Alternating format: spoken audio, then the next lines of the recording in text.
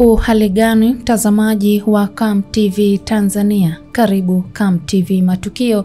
Jina langu ni Witi Lala.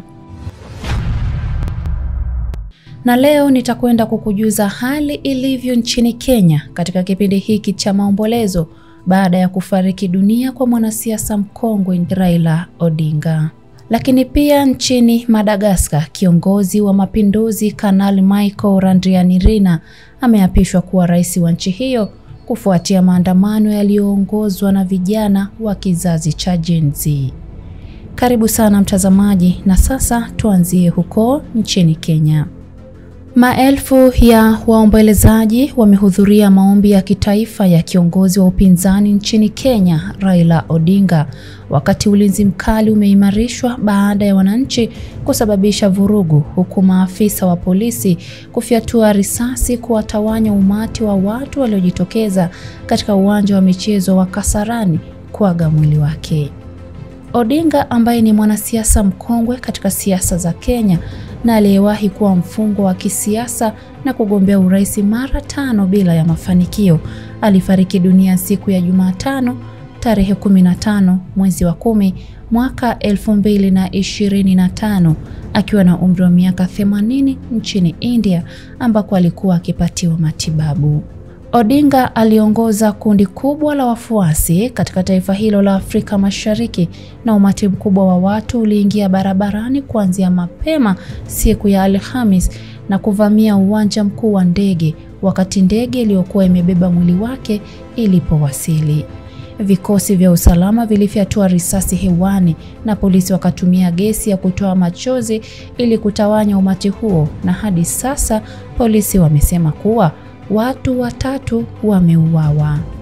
Lakini huko nchini Madagascar, kiongozi wa mapinduzi wa Madagascar Kanali Michael Randrianirina ameapishwa kuwa rais wa nchi hiyo kufuatia maandamano yaliyoongozwa na vijana ambayo yalimlazimisha rais aliyekuwepo madarakani Andry Rajoelina kulikimbia taifa hilo.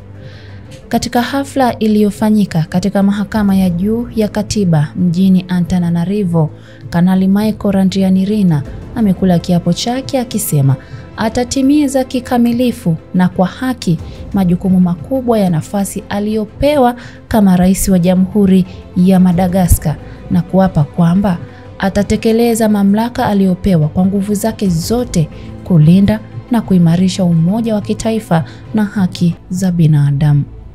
Awali, Randrianirina alitangaza kuwa jeshi limechukua madaraka na kuvunja taasisi zote isipokuwa bunge la kitaifa. Alieleza kuwa kamati inayoongozwa na jeshi itatawala kwa kipindi cha hadi miaka 2 sambamba na serikali ya mpito kabla ya kuandaa uchaguzi mpya. Randrianirina alikuwa kamanda wa kikosi maalum cha Kapsat ambacho kilihusika katika mapinduzi ya mwaka 2009 yaliyomleta Andry Rajoelina madarakani.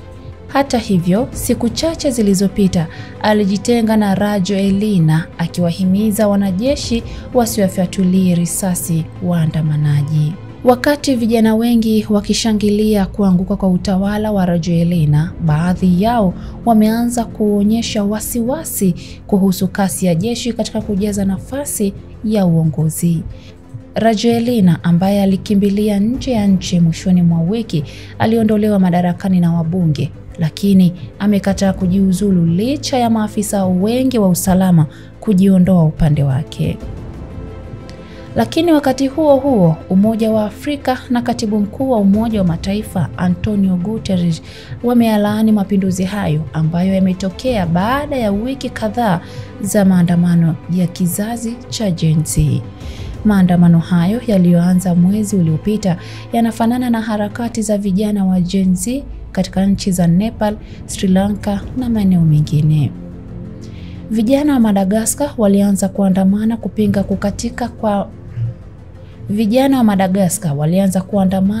kukatika mara kwa mara kwa maji na umeme, lakini baadaye wakaanza kuibua masuala mengine kama vile gharama za maisha, ukosefu wa fursa na tuhuma za ufisadi pamoja na upendeleo miongoni mwa viongozi wa juu.